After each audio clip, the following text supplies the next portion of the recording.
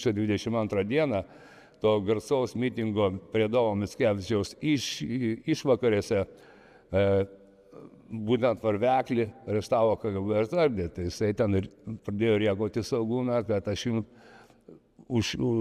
užkursiu pirtį velnio išpiram su Saugūnu. Jie visiškai nebijojo saugumiečių. Ir tai toks elgesys su saugumiečiais, juos labai saugumiečius glumino, jau nebuvo įpratę, kad jų bijotų visi, o čia visiškai jaunuolis, visiškai nieko nebijantis.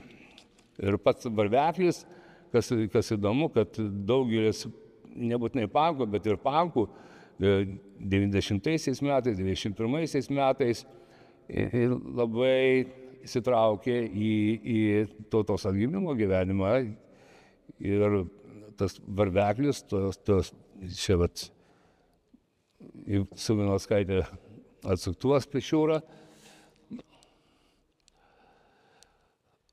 štai įsitraukė į Lietuvos gynimo tą gyvenimą ir savidarbių šautuvu saugojo 21 metų tragiškomis sausio įvykių dienomis, saugojo Lietuvos vėliavą Gedimino bokšte. Ir ne vienas pankas, vėliau tapo net kai kurie ir politikais, ir tai vienu žodžiu nebuvo nuošalyje.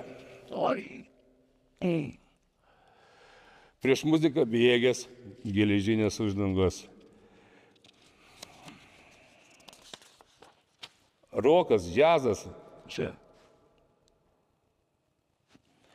Blogio imperijos jaunimui tapo gyvenimo būdu. Jaunos širdis plakė muzikos ritmu. Muzika virto pasaulio jausenos kalba, tapatybės vėliava. Garsų jėgas stiprino dainų žodžių įtaiga, skraidino jauną žmogų į sakraliausias rezistencinės erdves, kuriuose svajota, kalbėta, šaukta.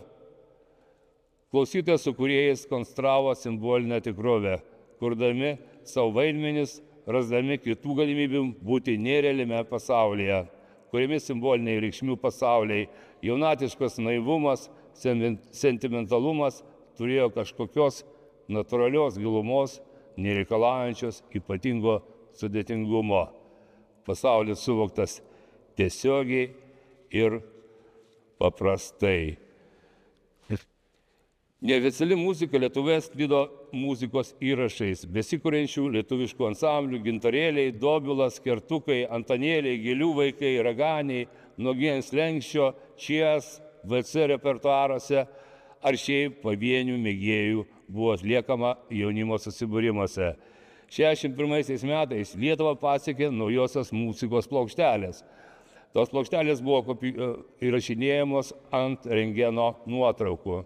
Rentgeno nuotraukas gaudavo jaunimas iš tėvų, kurie iš tėvų medikų, ir tose rentgeno nuotraukose buvo dažniausiai nufotografuoti sulūžę kaulai. Tai ir ta muzika, kuri pasiekė Lietuvą, buvo vadinama rokas ant kaulų. Tas labai simboliška. Rokas skynė kelią per